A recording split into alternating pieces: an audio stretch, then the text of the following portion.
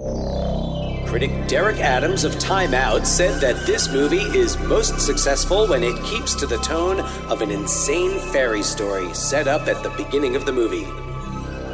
Village Voice critic Richard McGuinness said, "The fact that it isn't very funny and, like its 80-year-old heroic, long outlives its necessary life, is less important than the fact that the characters frequently react gently or like credible human beings to the script's impossible notions." And Roger Ebert of the Chicago Sun-Times said that the visual style makes everyone look fresh from the wax museum, and all the movie lacks is a lot of day-old gardenias and lilies and roses in the lobby, filling the place with a cloying sweet smell. Nothing more to report today. On this episode of Ruined Childhoods, we decide the fate of Harold and Maude.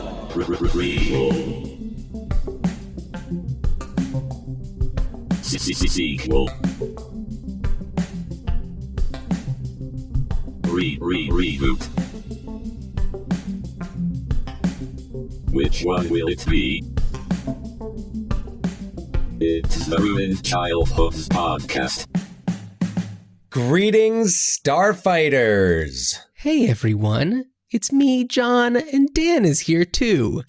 As always. As Literally, always. because I just do not leave this room. We are in my classroom, my office. Yeah, I'm sitting at my at-home desk. Yeah. We are here. And this is Ruined Childhoods. It's Ruined Everybody's Childhoods favorite time. podcast about cult and classic movies and what could possibly happen if they were to be rebooted, remade, given the prequel, the sequel, a different type of adaptation, you name it. Graphic novel, I don't know. Just any type of new life for these properties. And let's face it, yes, original ideas are the bomb. We love original ideas.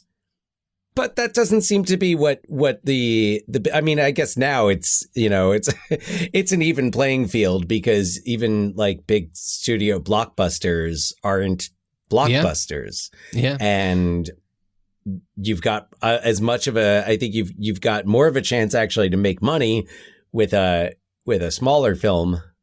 Right. Absolutely. So, yeah. So cinema in the age of COVID. Yeah. So on our last episode, we really dipped our toes for the very first time. We're like 90 episodes into this thing, and we finally get to a Coen Brothers movie. And I loved editing it. I listened back to it afterwards. I just really love being in the Coen universe. And something that I wanted to mention that feeding off of something that we had talked about last time is you had mentioned that, even though there are like little links between Coen Brothers movies, though it does not exist in a cinematic universe, like certain Edgar Wright movies or Quentin Tarantino movies or whatever.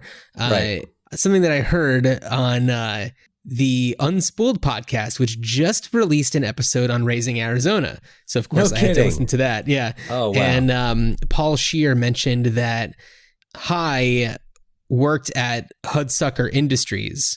I mean, this is before Hudsucker Proxy, but it's just Right. like, that's just the name of the company that he's working for.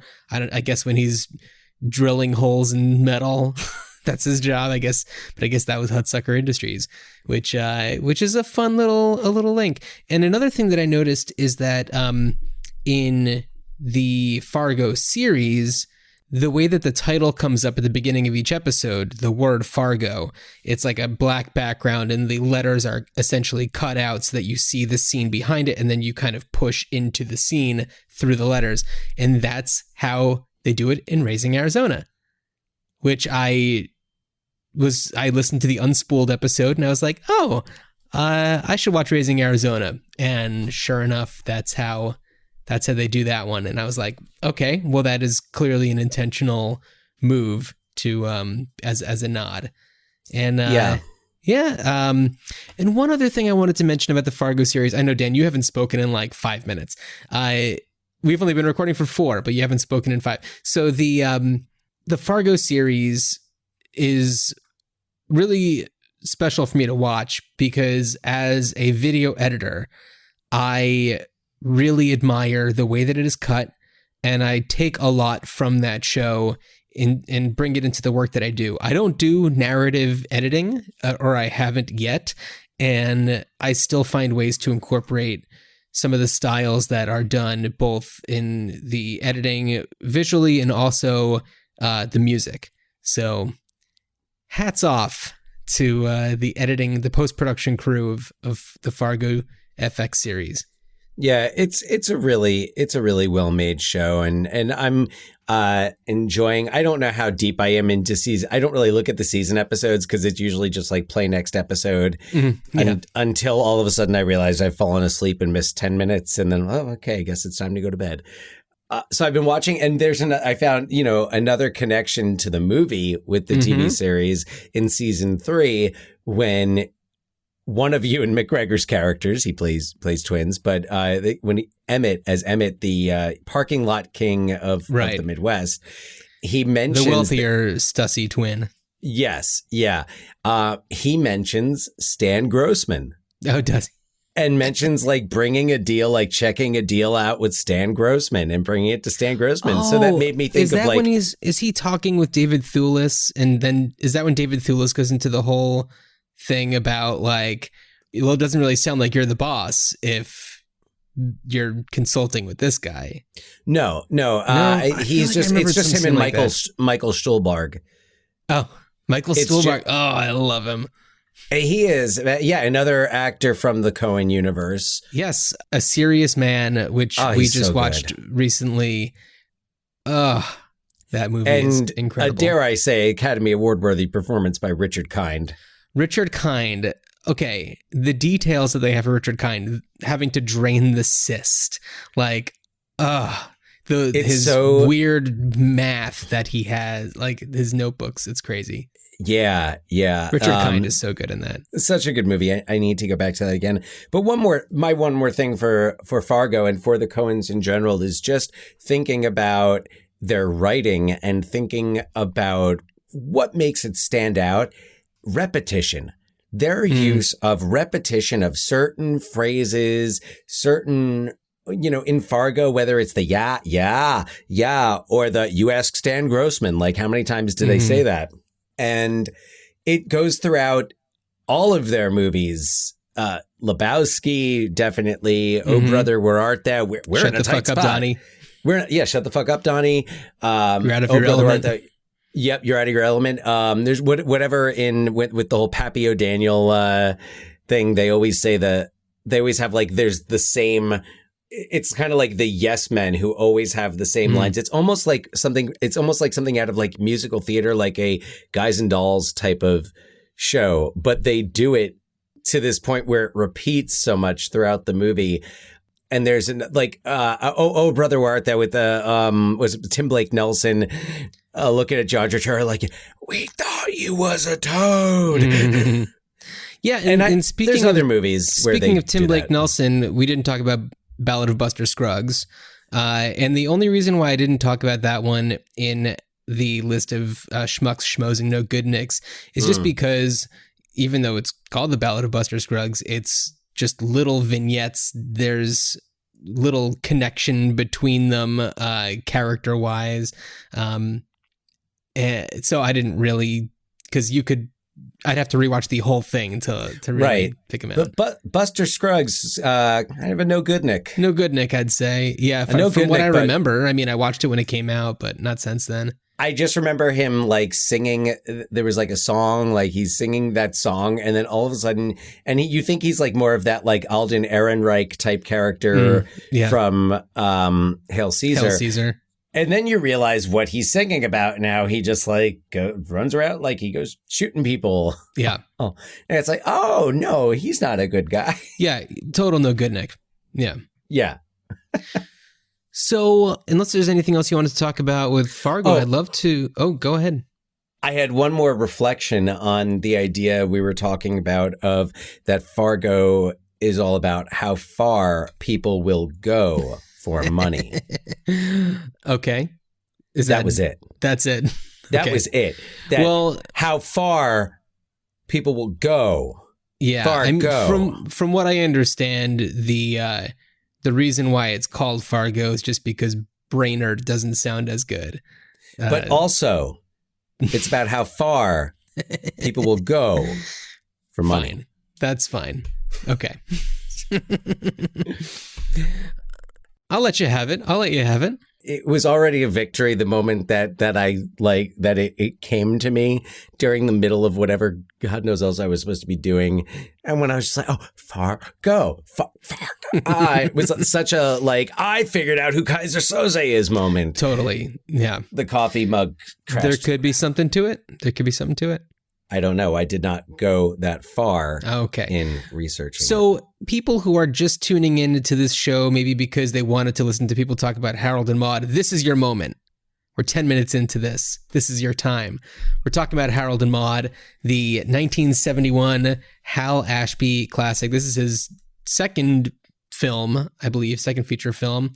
It's written by Colin Higgins, who was, he originally was considered to direct, but when he, didn't shine, I believe that what happened was they asked him to just direct a scene, they gave him $30,000, shoot a scene, and he just went way overboard and kind of shot himself in the foot a little bit, and it went to Hal Ashby. So I'm glad it did, because Hal Ashby is a fantastic director.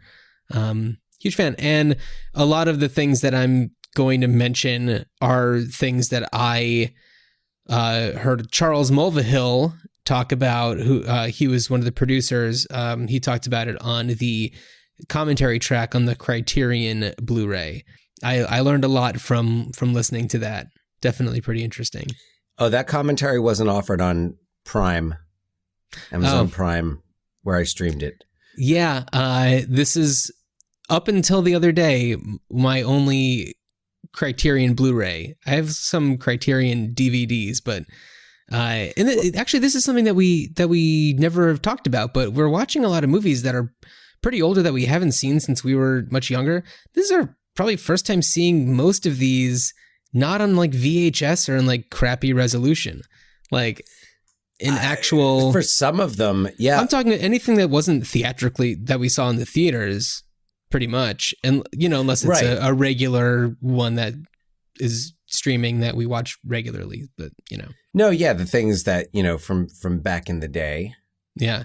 And seeing especially ones that are have a little bit more flash and pizzazz to them, something like, I don't know, Dick Tracy, seeing that in a higher definition is a much different experience than watching it on VHS. Oh, yeah. Well, I mean, watching it, unless you were like me, and once you once you found out about letterboxing, you tried to get every VHS tape in letterboxed. Yeah. You also were watching these movies in a pan and scan format on VHS. So yeah, that's why I was so excited that when DVDs were just all widescreen, because I loved widescreen because it made me feel like I was watching it in the theater on the screen. Right. And that's the experience I want from a movie. Now, of course, ironically, things have come full circle, and TV has become as cinematic, if not more cinematic, right, than movies. Speaking of Fargo. Yeah. So Harold and Maude is one that I think I probably saw when I was in my early 20s. I don't remember the circumstances, but I saw it and I connected with it not because I related to the characters, but there was just something about it that spoke to me. And I think that because at that point in my life, there already had been a few Wes Anderson movies that have this very twee quality to them. I was already prone to be really into a movie like Harold and Maude. Well, yeah, this is if you're a Wes Anderson fan, and of course, kind of coming of age in the mid 90s, and Bottle Rocket, Rushmore, and then seeing something like Harold and Maude, which so clearly has inspired Wes Anderson. I would say both. Yeah, Rushmore comes up a lot when people talk about it. But in many ways, because I feel like it not only has the style, a similar style to Wes Anderson's work, but a similar tone. A lot of grays with pops of color. Right. Yeah. Yeah. But this was actually my first time seeing the whole movie. That's right. Well, let's do a short synopsis, and then we'll talk more about your first full impressions. Happily. Harold, the 20-year-old son of a wealthy socialite, has had a fascination with death ever since a failed experiment in a science class resulted in his mother dramatically reacting to the news that he had, in fact, died. Since then, he's been elaborately faking suicides in order to elicit a similar response. This has also sparked his interest in attending funerals as a form of recreation. At one such funeral, he sees Maude, a woman 59 years his senior, who also enjoys attending funerals, except she sees them as a reminder to live a full life. After the two become friends, Maude gives Harold a brand new outlook. They steal cars together in order to liberate a city tree so it can be in its natural habitat. They punk Harold's military-obsessed uncle by convincing him that Harold wants to join the military so that he can kill for sport. They sing and dance together. Maude even gives him a banjo. They even enjoy a few tokes from a hookah together. After one romantic trip to an amusement park and a night of passion, Harold helps Maude celebrate her 80th birthday with a delightful personal party. What Harold doesn't realize is that Maude had always planned to go out on her own terms and kill herself on her 80th birthday. Distraught, Harold does all he can to try to revive her, but Maude ends up getting her way. After which Harold takes a long drive in his hybrid Jaguar/hearse and launches it off a cliff, leaving the audience wondering for a moment if he is joining Maude in the great beyond. However, we see Harold skipping away, plucking on his banjo. This movie came out, 50 years ago? 1971. Yeah. Almost, yeah. Yeah, so, spoilers, but it's been long enough. Everyone's had plenty of time. Although I didn't know. I had no idea how it was going to end. I'm so glad I didn't. That's fair. So Ruth Gordon plays Maude. People probably most remember her from this or her Oscar-winning performance in Rosemary's Baby, which just a few years before. It was at 68, I think. Yeah, I think so. That's nice. Where is that? That's the TV room? Well, only temporarily. It's going to be a nursery. Oh, you're pregnant? No, not yet. I hope to be as soon as we're settled. Wonderful. Well, you're young and healthy. You'll have lots of children. We plan to have 3. Yeah, we've got Bud Cort as Harold in a career-defining role, and he actually pops up in Life Aquatic with Steve Zissou. So he's part of the Wes Anderson universe. He has kind of, joined the next rung of twee movies. He's the bridge, isn't he? Is he the accountant in that? The auditor? Yes, he's the auditor. Oh, he's great. I love him. He's wonderful. He's great. He's so good in that. Mr. Newbell, I'd like you to know Steve Zissou and our equity partner, Ned.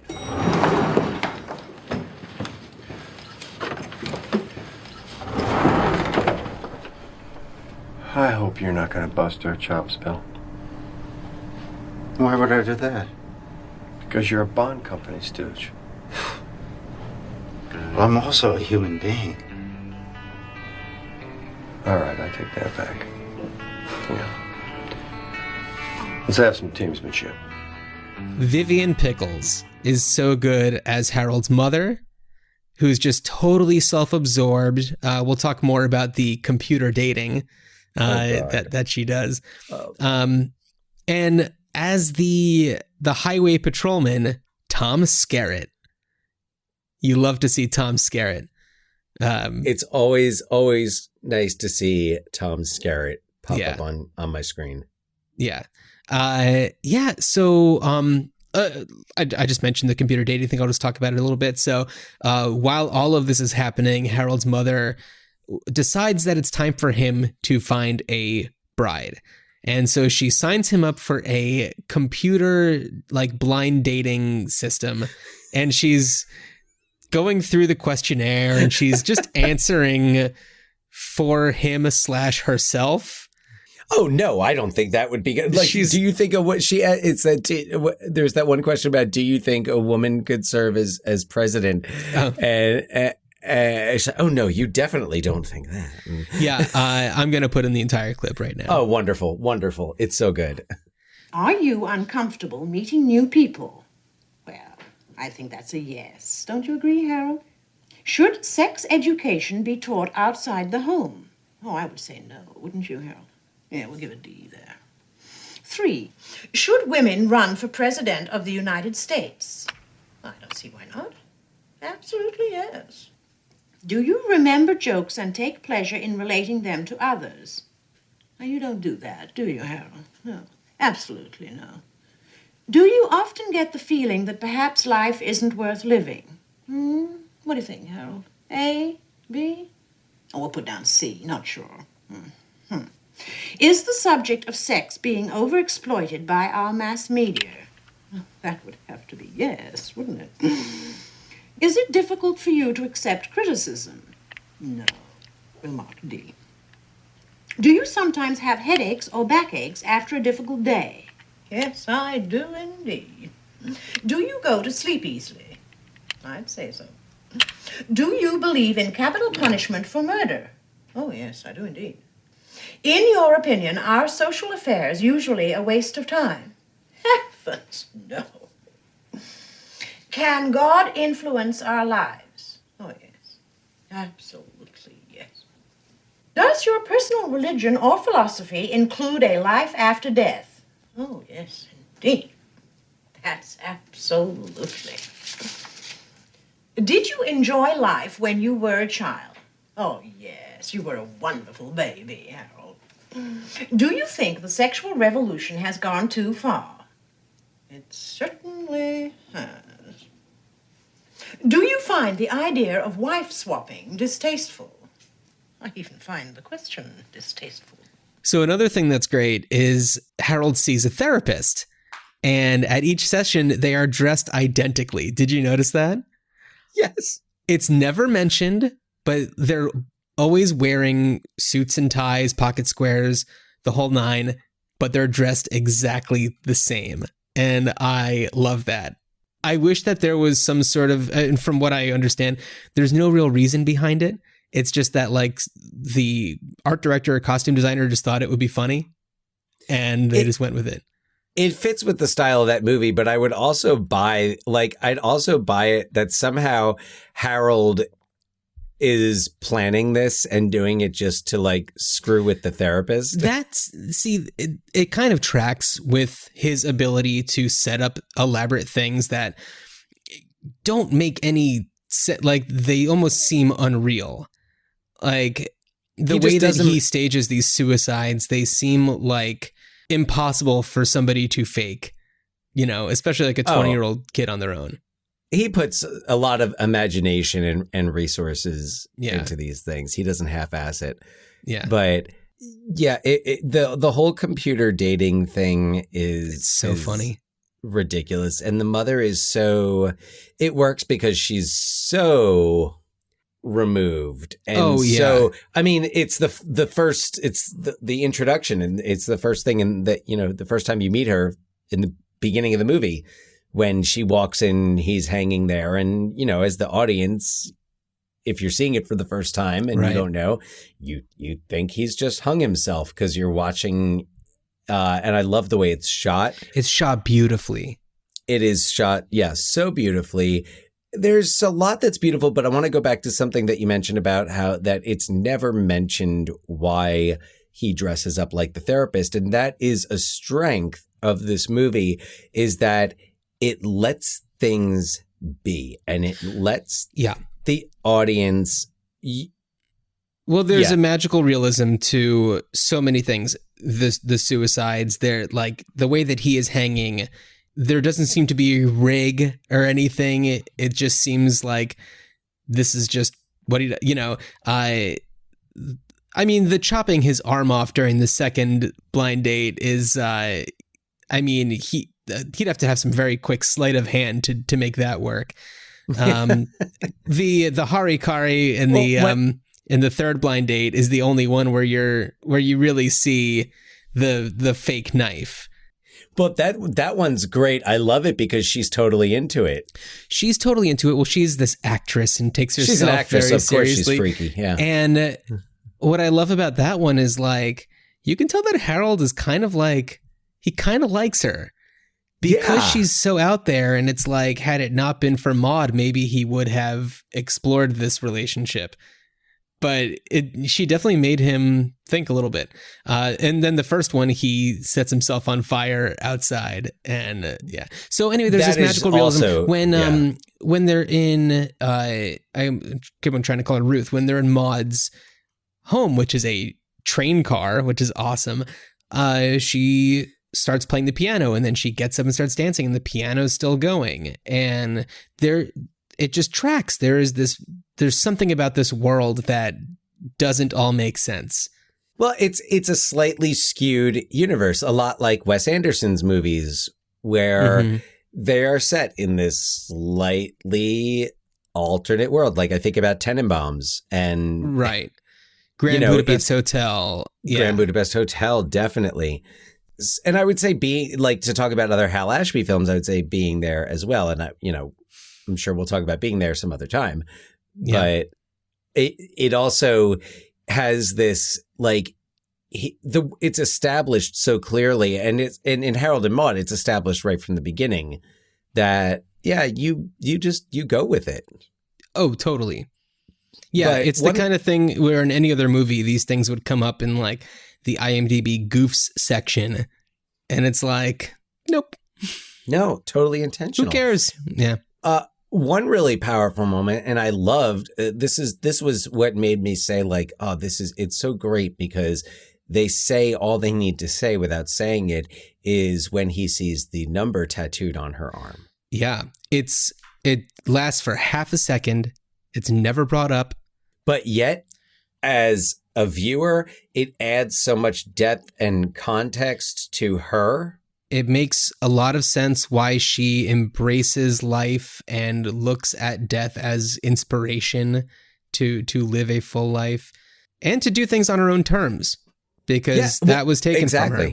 Yes, exactly. But I think it also points out to Harold and spotlights that he's been treating death as this like hobby, as this game, and it really is something very serious. Well, but also when he is telling Maude about the incident that kind of brought him into this world of death, this science experiment that went wrong, but he got out of just fine, but she was under the impression that he died. And though he describes the way that she like puts her hand on her forehead and like leans back against something, and it's just like a very dramatic reaction. Clearly he has this, what he says is just like that. At that moment, I realized that I enjoyed being dead more than I enjoyed being alive. Seeing the reaction that it gets from people, getting the idea that his mother actually might miss him, which she doesn't give that impression the entire time. Now, I think I kind of read that scene a little differently, or I read like in his explanation of her reaction, because when I heard him explain it, I actually felt like her reaction was put on for whoever was delivering this news. Dinner party or something. Yeah. So it was like, and I thought that what he got from it was like, she doesn't give a shit. She's doing this to put on a show for everybody. And that he was like, you know what? If she does, like, maybe if she saw it happen. Yeah. I mean, that was how I took it. And this is me speaking without knowing anything. But that's the theme of the show. But there's definitely some sort of, there's a lot of like, there's an Oedipal thing going on where he doesn't have the love and affection from his mother, and he meets this older woman who, pays attention to him and asks him questions, wants to know what he likes, wants to know what he wants to do with his life. And I see how he could be drawn to that, even coming out of a place where he doesn't want to do anything except for go to these funerals. He goes to junkyards and demolition sites for fun, but that's just about it. But she shows him a little bit more, and he's open to it, I think, because he wants that maternal figure in his life. And maybe also So- to bang her. Well, and it's funny because mentioning like the funeral thing about how they both kind of go to funerals for kicks, it reminded me a lot of Fight Club. The way Edward Norton, the support groups, yeah. With Helen Bonham Carter, yeah. Yeah, and I really wonder if that was pulled from Harold and Maude or inspired by Harold and Maude. Yes. And then I also was watching this movie thinking to myself, this is just a few years after The Graduate. Yeah, this is kind of the anti-Graduate.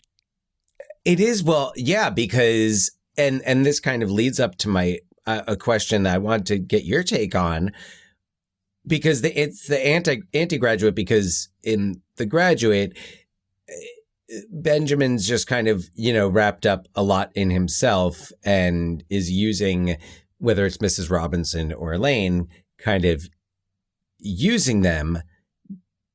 And that's where I feel like Harold and Maude diverges, where I don't think it's necessarily like, oh, it's The Graduate, but, a little more extreme and different. Yeah, it's the counterculture version. Do you think that they are genuinely in love? Or should I say that Harold is genuinely in love with her? I don't think that she is as much in love with him. I do think that he believes that he is in love with her.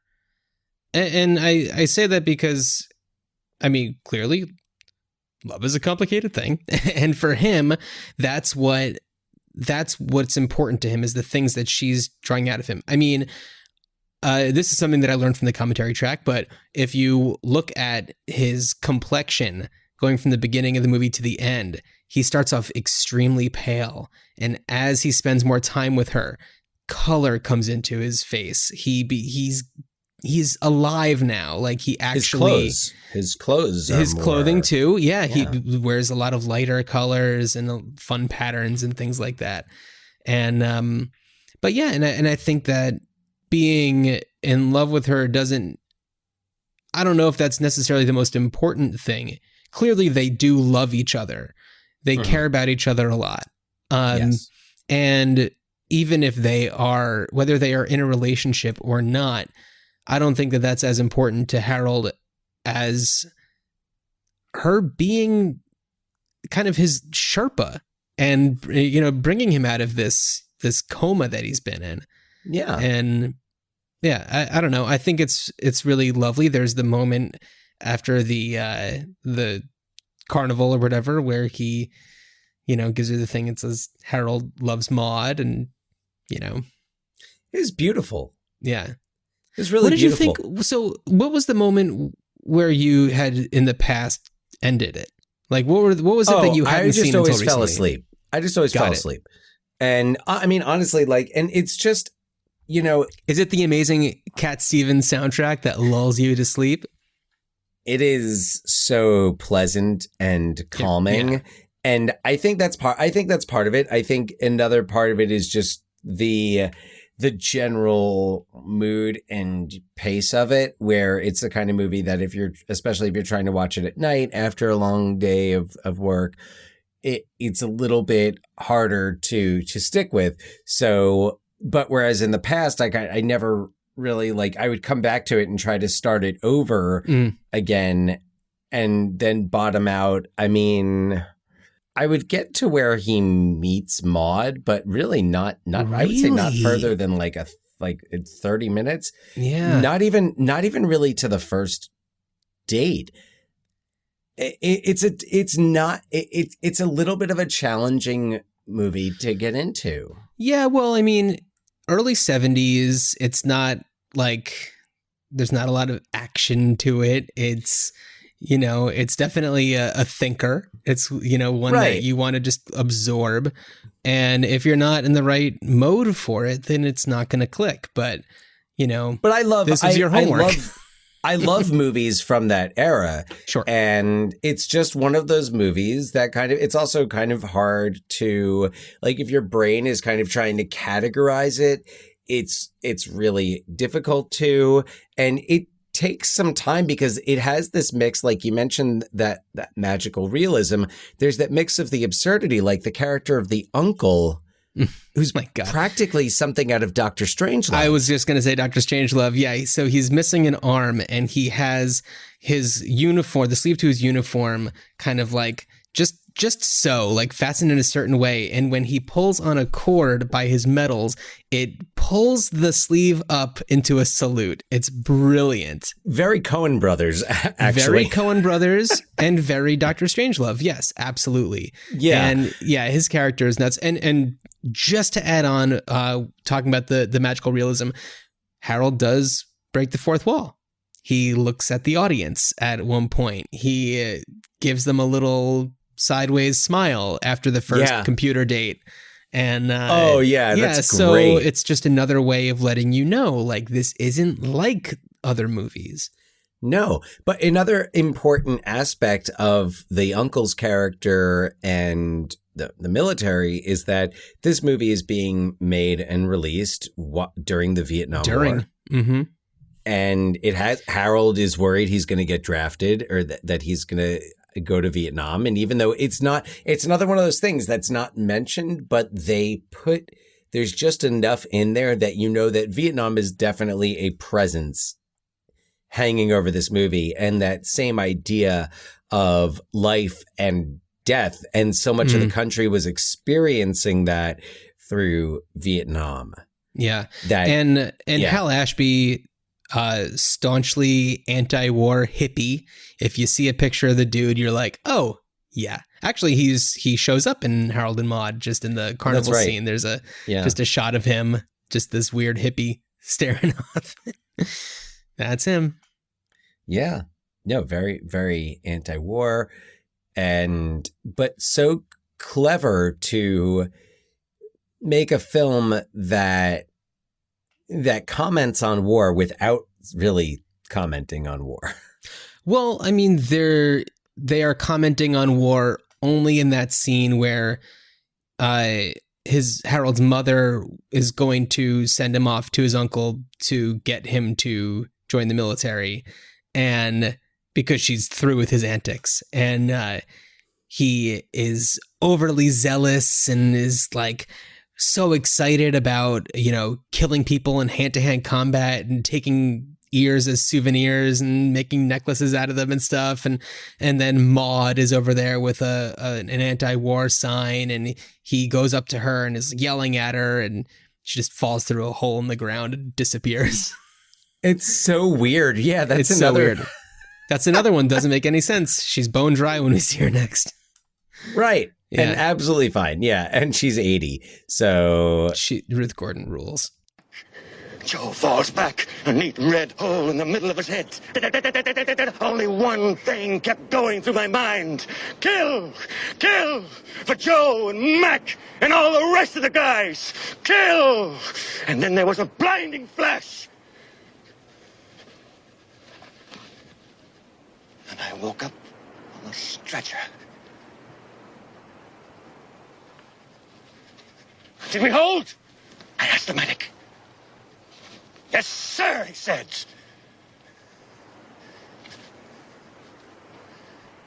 And I slipped into unconsciousness. Boy.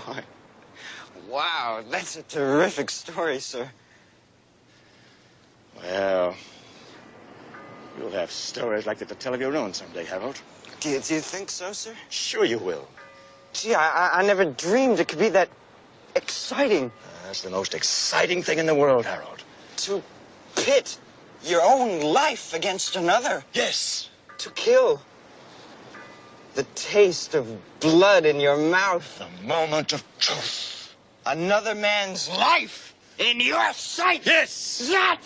Will they really teach me to shoot? Sure they will. A variety of weapons. To use a bayonet? Yes. How about hand-to-hand combat? Yes. To strangle someone, choke him, squeeze out his life in your own bare hands. I think you're getting carried away, Harold. How about to slit his throat? Well, I don't know about like that. You can see the blood squirt out. Well, how about souvenirs? Souvenirs? Of your kill.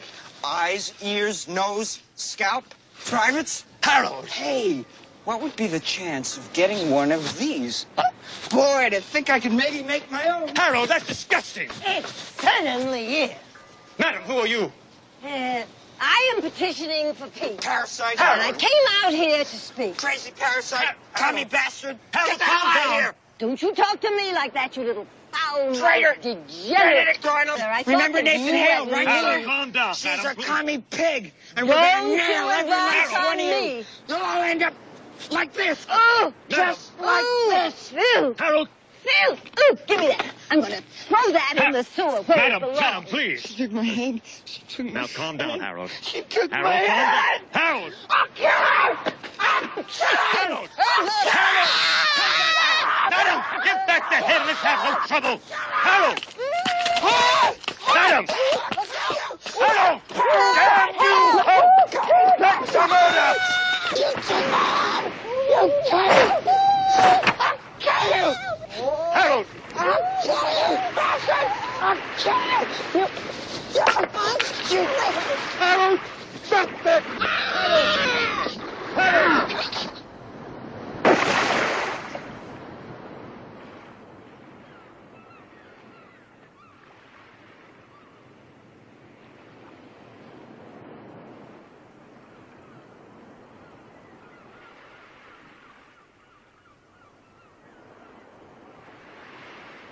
What have you done? She's so wonderful in this. It's just so like full of life. No, she nails it. She totally gets the character, the meaning behind it. She gets every single scene. The way that you see her paying attention to him and listening to him, these things that he's, craving, you really believe it. You really believe that she is just like all about whatever he has going on. Well, the she's thing so that he's in the never moment. gotten unless he's with his therapist, which is a joke to him. I mean, he is honest with his therapist, but, But he doesn't take the therapist seriously. No. Maude is a much more effective therapist for him. Oh, well, yeah, absolutely. Well, she lives in the moment. She lives in the moment. It's really delightful. It's one of my favorite movies, and I hadn't seen it in a while, so I was really happy to watch it again just the other day and just kind of be in that world again after a little while. It's a good place to be. It's a good place to be these days. It's a good place to be. It's a good place to be. Yeah, so there was a stage play that had a very, very brief Broadway stint, 4 performances. And it ran for 2 days. Yeah, 2 days. And it was not a musical. It was not a musical. Not a musical. I would have loved to have seen. I bet that they do still do performances. Well, maybe not right now during a pandemic, but I bet that it comes up every now and again. Yeah. I'm sure it does. I also saw that there was both a planned sequel and prequel. You were getting there. Well, I'm just gonna go into it because I had, before reading about this, I had pretty much the same idea. Not exactly the same, because Colin Higgins, who wrote Harold and Maude, had these ideas for these, and his ideas, well, one of them, the prequel, which focuses on Maude, features Richard Pryor's character from another Colin Higgins movie, Silver Streak, and it would be Ruth Gordon and Pryor playing their same roles, and but Silver Streak hadn't.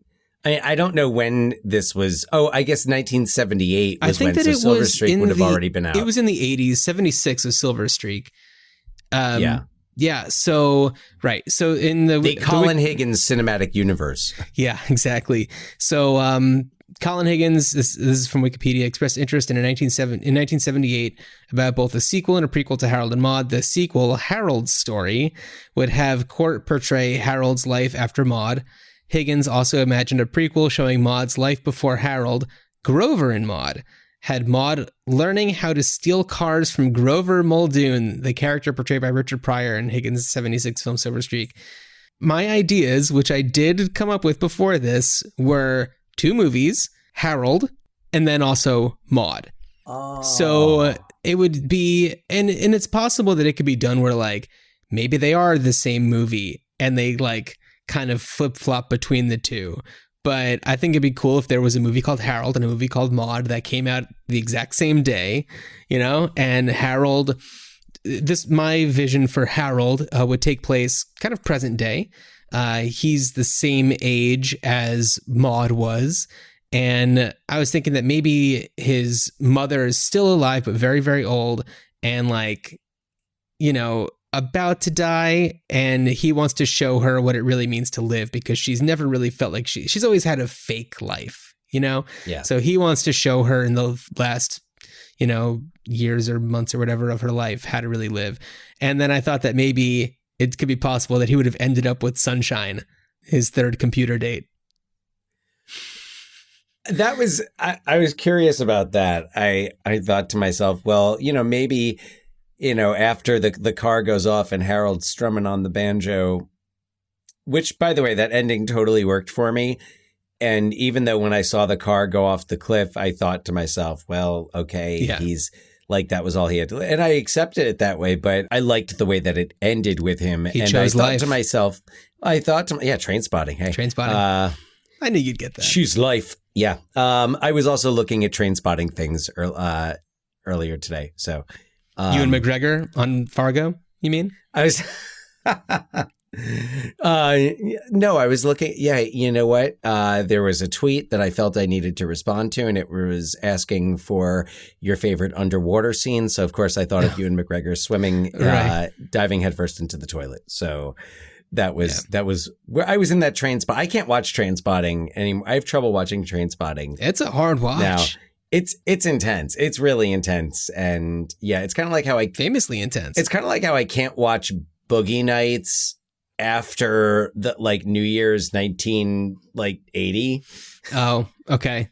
It's kind of like once William H. Macy shoots himself in Boogie Nights, it's like, okay, I don't want to, everyone's getting into cocaine now really bad a lot. And I don't want to. Yeah, but then you have the Sister Christian scene. Oh, okay. Alfred Molina. I remember seeing, when I saw that in the theater, I remember we ended up having to sit really close because we went to go see it like right when it came out. It was like October, November 97. Mm-hmm.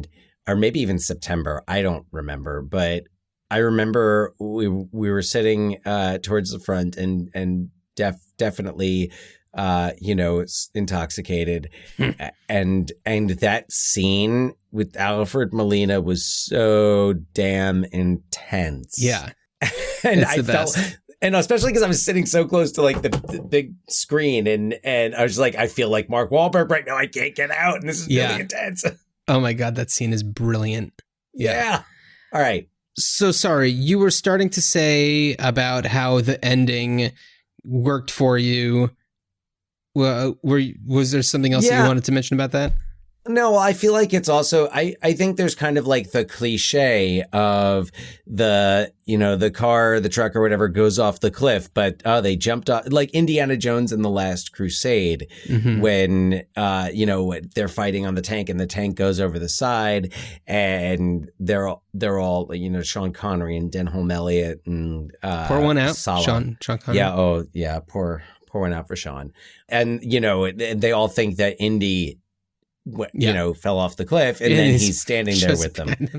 Yeah, he shows. That's so funny. Walks up behind them and is like looking down with them. That's funny. But I also thought to myself as the car's going off the cliff, I thought, oh, it's like a Thelma and Louise thing, and I was okay with that, but I was to see him happy. Right. Even after Maude's death. Yeah. And to see him happy to get rid of that life, to kind of, he's putting that behind him. Exactly. And to give more context, he's driving this car that is constructed from a really awesome sporty Jaguar that his mother gets for him, that when she gives it to him, it's like this beautiful green, but he paints it black and he takes the back off of it and converts it into like a hearse, because he was driving a hearse that he got from the junkyard before that, and now he has this version that's kind of like, it is the hybrid of fun and death. And party in the front, funeral in the back. And and you're right. It's his way of ending that phase of his life and saying goodbye to those, aspects of his life relating to death as being this thing that he is, I don't know, looking at amorously, I guess, and choosing life. I mean, I guess if you think about it, he has experienced that, and maybe as like what he owes to Maude, who lived her life to the fullest until she decided she was done doing that, well, it would be an insult to her memory for him to not do the same. So you know what? Maybe he does. It would be interesting if maybe even if whatever story it would be, following up with him and his mother. Yeah. And what's interesting is it's like such a beloved classic that a remake would almost seem sacrilege. But I was kind of thinking about that and thinking about a looser type of remake. Like I was thinking about just thinking about in the context of COVID and, there's a lot of assisted living places near where I live. Mm-hmm. And, you see people and they're, these people who live inside these homes. Those are the people who they come into contact with most are like the orderlies and the people who work there. Yeah. So I imagined, well, what if you had a Harold and Maude set up, where they meet this way, where he's working there because he's kind of fascinated. Because people keep on dying and he gets to experience that. Well, I mean, yes. So I was thinking about that, but I was also wondering to myself, I was like, what if Wes Anderson just directed Harold and Maude? Like, what would it be? And I was like, I just thought to myself, my God, Tilda Swinton as the mother. Oh my gosh, would be amazing. So good. Would be amazing. And she'd Bill also Murray be as the uncle. I was going to say Tilda Swinton could also be the uncle. Oh, Tilda. Well, yeah. I mean, Tilda Swinton can. She's like Willem Dafoe, can just like play it. And Willem Dafoe is also in the Wes Anderson crew, so Willem Dafoe could be the uncle. Yeah. Just real quick, I want to go back to what I was talking about with the Maude movie that I was going to do, the Maude prequel. Oh, go ahead. Sorry to go back and forth so much. So my idea for this would be a prequel that takes place when she's around Harold's age, and maybe it's just like the last days of her time in like the concentration camp. And maybe it's like starting when she's leaving the concentration camp and kind of forming this mentality about who she is and her place in the world and life and death. And I was thinking about, first I was like trying to think about movies that, take place at the end of like the Holocaust. And then I was like, oh, Jojo Rabbit, is kind of it fits kind of the style and vibe of a movie like Harold and Maude. So it's like, could really take place like right in that like last moment where it's like, what does happen when somebody is freed from a concentration camp? Like, what is that like? And I know that there's, dozens of, if not hundreds of Holocaust movies. And I don't know if any of them have explored that much, but it's something that I'd be curious about. And I feel like Maude would be the person I'd want to see experiencing that. So the thing is with that, if she's going to be Harold's age, it would be like 1912. Oh, I mean, she's young. Yeah. Oh, yeah. Okay. Yeah. So she's younger, right? Because it's 1971. She's 80. So, I mean, she'd be in her 50s. Oh, yeah, I guess that's true. Well, still, I mean, she could be in her 50s. Who cares? Naomi Watts. I mean, does Naomi Watts, could she play? Why Naomi Watts? I don't know. It just popped into my head. I was thinking like physically, who would play a younger Maude? And I guess a Maude who's at about... Natasha Lyonne. I know she's younger, but I could totally see her being that age Maude. She's got the energy. I'm also trying to kind of think of like, well, who would potentially grow up to be like an 80-year-old Ruth Gordon? Natasha Lyonne. Natasha Lyonne, really? Yeah. I mean, I love Natasha Lyonne, don't get me wrong, but I mean, yeah, I think she'd be great. That would be really, I think that would be really interesting. It would be interesting to see a story like you said, there's a lot of Holocaust movies out there. And although I can't think of any that really focus on just like Schindler's List has the liberation, but you're there's a lot before that. Absolutely. This would start with being free. With liberation. Yeah. So what's interesting. So actually what I want to point you in the direction of is the Amazon series Hunters. Oh yeah, we've talked about that, and I still haven't seen it. Similar. There's kind of a thematic connection where there's a character who's a Holocaust survivor, and it in flashbacks kind of traces her life after the Holocaust. Gotcha. Yeah. Oh, we'll have to check out Hunters. Yeah, what is it? 8 episodes, and that's manageable. It's worth watching. Oh, you know who's in it? Who's really good? Oh man, what's it? Ted from How I Met Your Mother. Oh, I'm drawing a blank on his name. Oh, Josh Radnor. Josh Radnor is in it, and I didn't even recognize him for like most of the first episode, but he's great in it. Carol Kane. Carol Kane, I hear, is awesome in it.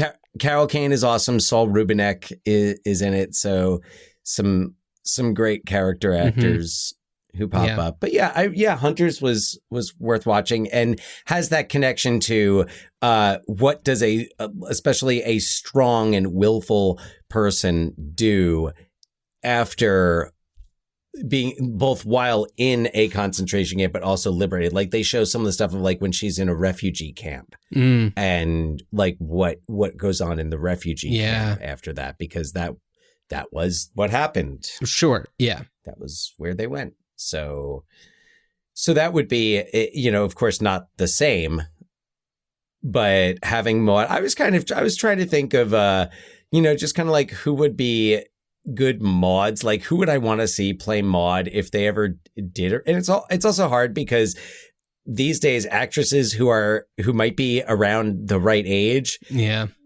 might not look the right age. Right. Like I was thinking of like Betty White, and I'm like, isn't she like 98? Like, right. Yeah. And then what about Goldie Hawn? Like Goldie Hawn could very well be close to 80, but I don't know that Goldie Hawn. No, it doesn't really look that much closer to 80. I was thinking like she would be a good, like a Goldie Hawn, Chevy Chasey, Goldie Hawn-y type of this. Oh my God. It's a really tough one. I mean, I am really feeling the Natasha Lyonne, I gotta say. Okay. Energy, stature, I feel like could really, really work. Oh, you know what it was where Goldie Hawn came up? Because I was trying to think of like the Grover in Maude, because I was like, that would be fun. That would be something fun. And I was like, oh, Goldie Hawn and Samuel L. Jackson, Will Smith. I don't know. I'm trying to think of someone who like a really good pair for this, Holocaust survivor teams up with car thief thing. Yeah, I don't know. The thing is, like, it takes away from it. I don't care so much about the fact that she steals cars. Like, I think that it's a fun character quality, but it's not a movie. No, I agree with you there. I mean, ultimately, there's really nothing that needs to be done with this. I think a musical would honestly be worth a shot. I think you could do I think there's some opportunities for a musical, not exactly your traditional big style Broadway musical, but like but even like, like a Sondheim-y, I don't know. I could see that. Like an intimate musical, the type of thing that would have a good run off Broadway. Sure. Kristen Chenoweth as Maude. Oh, geez. Jonathan Groff as Harold. No. No, thank you. I don't. Yeah. Ben. What's his name from? Why can't I think of his name? Ben Platt. Oh. Mm-hmm. Yeah. So I don't know. I mean, obviously, nothing should happen with this movie, but that's just where our minds are. Oh, there was a remake for French TV in 1978. Really? There was a remake. God. Yeah. But the thing is, like, a lot of what this movie is about the formula that Hal Ashby had, the actors that he had, the music that he had, like that's really how this movie comes together, is with that just so perfect cast. And clearly Bud Cort has been active, but this was really his peak. And it's really hard to come off of a movie like this. He's a very unique actor, and he's perfect for this role. Yeah. But what was he going to where was he going to go from there? I'd be curious to know what roles he was up for, because he would have been up for roles against Dustin possibly Hoffman. Someone like a Dustin Hoffman, or he would have been a little young, I guess, to be in that Robert Redford category. Yeah, just a little, but not by much. No, not by much, right? So, I mean, I get it could have been that maybe, hey, if you're a up and coming actor in the 1970s, there is a lot of competition. Yeah, I mean, before this, he was in MASH. I don't remember. I know he was in other stuff, but I don't know if I really remember him from much aside from MASH. I remember him. I remember he was in Dogma. Oh, okay. He's in the beginning of Dogma. I think he plays not God, but I sometimes I think about latter day Bud Cort, and I think that, and then sometimes I'm like, oh yeah, well he was in that, and then I'm like, oh no, that was Paul Williams. I for some reason connect the two of them in their kind of present day acting roles. Oh, that makes sense. I'm looking at his IMDb right now. He was in Pollock. He's been in a ton of stuff. It's just But I'm a Cheerleader with Natasha Lyonne. Mm-hmm. Yeah, but yeah, a lot of what he did, he's done a lot of voice work. He had a part. He was in Heat. Yes, he was in Heat, which I've been meaning to rewatch because I watched Rushmore after watching Harold and Maude, because they do get talked about a lot in the same conversations. And there's the scene in Rushmore that's taken from a Val Kilmer scene in Heat where he's buying explosives, and the way that he shows his ID and everything is taken directly from Heat. 15 sticks? Yes, please. And could you make the order out to Ready Demolition, Tucson, Arizona? Thank you very much. Wow, I never knew that. Yeah. I never noticed that. It's when he's getting explosives for his final play, Heaven and Hell. Yes, yeah. Best play ever, man. His Vietnam era epic. Yeah.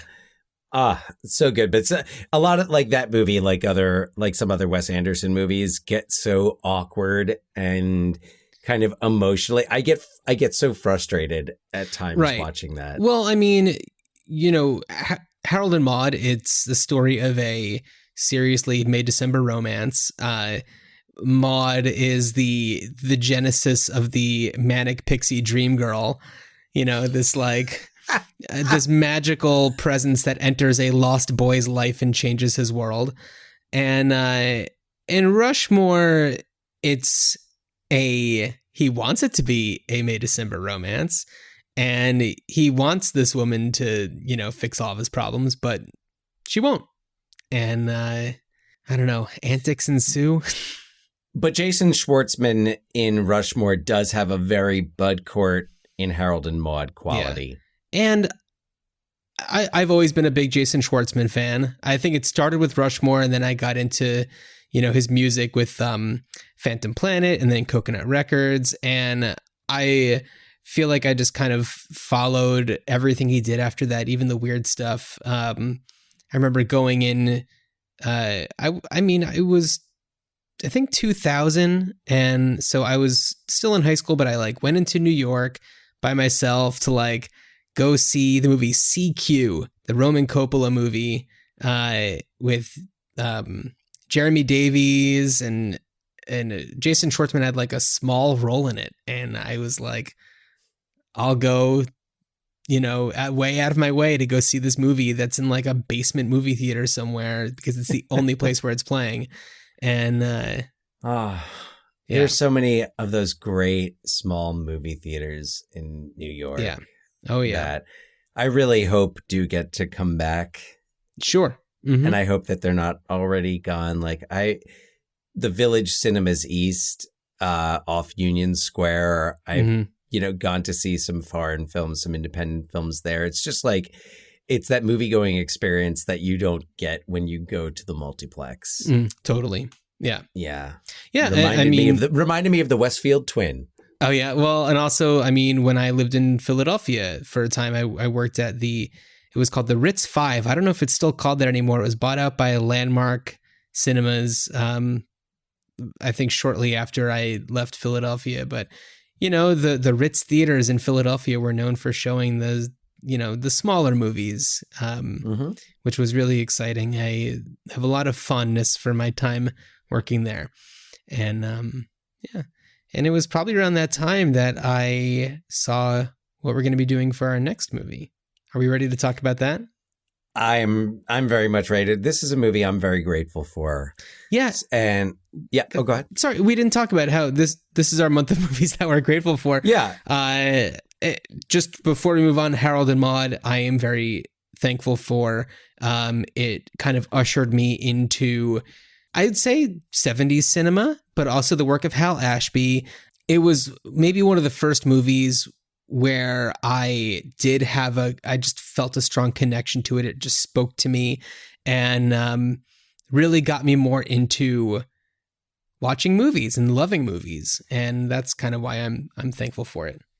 This is why we love movies. Okay, Siskel or Ebert, whichever. Right. Well, if I remember correctly, Siskel and Ebert both liked our movie that we're going to be talking about next time. And why not? Because it's brilliant and wonderful. It is Terry Gilliam's 1991, dare I say, masterpiece. Yeah. The Fisher King. Love The Fisher King. We'll talk about it plenty on the next episode, but I will share with you a brief story from, is it yesterday? 2 days ago? So currently Barnes & Noble is having a sale on Criterion movies, 50% off. And I think that Barnes & Noble, aside from Criterion's website, is the only place where you can go get them. I mean, it might be the only place where you can physically buy such a big collection of them. Well, John, did you happen to look in Suncoast when you passed the only remaining Suncoast? So here's what happened. I went on the Barnes & Noble website and I saw that the Lloyd Center, the mall in Portland, has one copy of the Blu-ray Criterion Fisher King. So I was like, great.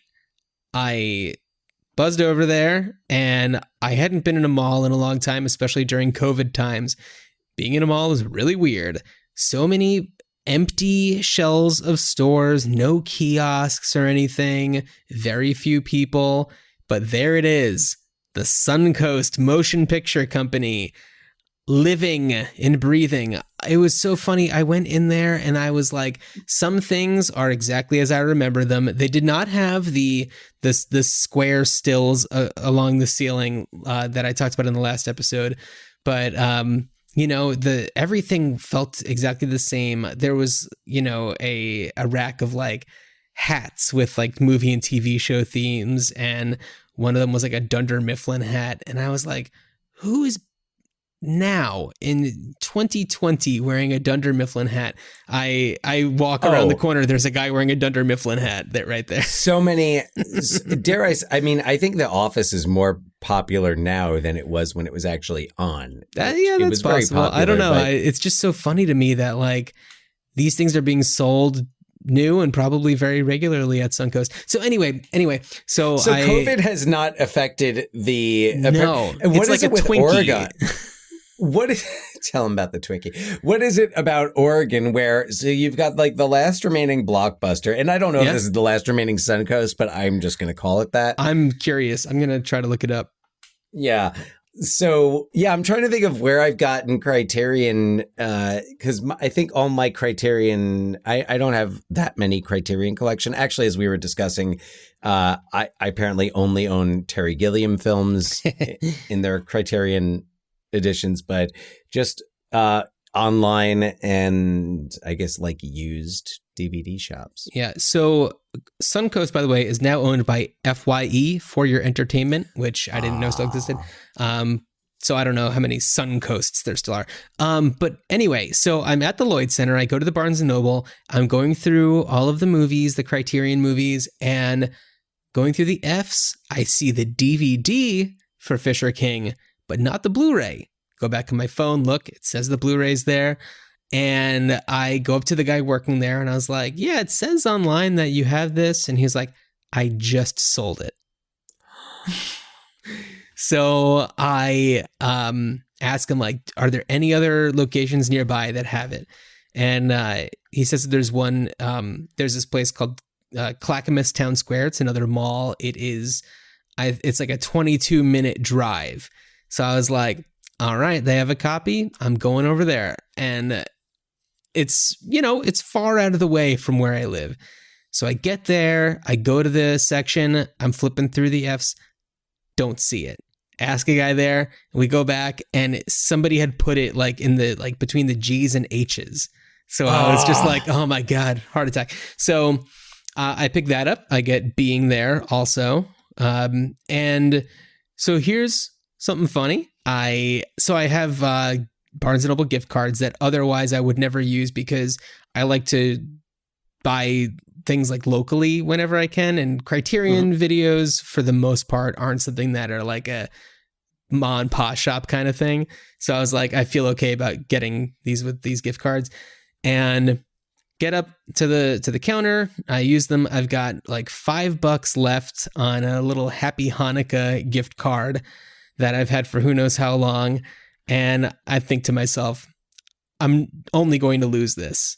So I turn to the person behind me and I say, you want $5? It was this woman and her daughter. And she's like, yeah. And I was like, Happy Hanukkah.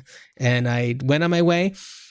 Only came to realize hours later, the person I gave it to is somebody I'm actually friends with on Twitter.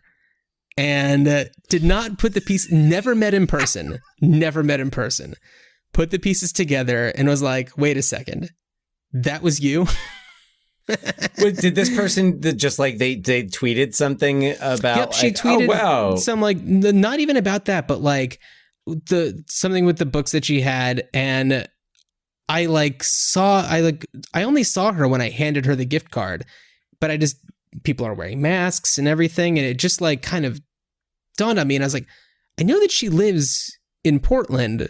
And I was just like, weird, crazy shot in the dark. Were you at the Barnes & Noble in Clackamas? And she was like, oh my God, did you give me $5? So really, really bizarre. And it's like, these are COVID times. We are recording this in November 2020. People from the future can tell us how far into this we actually are, but we're a ways into this. And to have any kind of experience now is mind-blowing. And that's the most of an experience I've had in a very long time. Of like a real thing. Like a real thing that just happens. That's really, that's bizarre. It is truly bizarre. So that's when I texted you and said, it's a story, I'll tell it on the podcast. There you go. Well, and yep, it was meant to be, much like perhaps some of the events in The Fisher King. The Fisher King. And by the way, how excited is it? We are bookending movies that we're grateful for month with Robin Williams. Pour one out.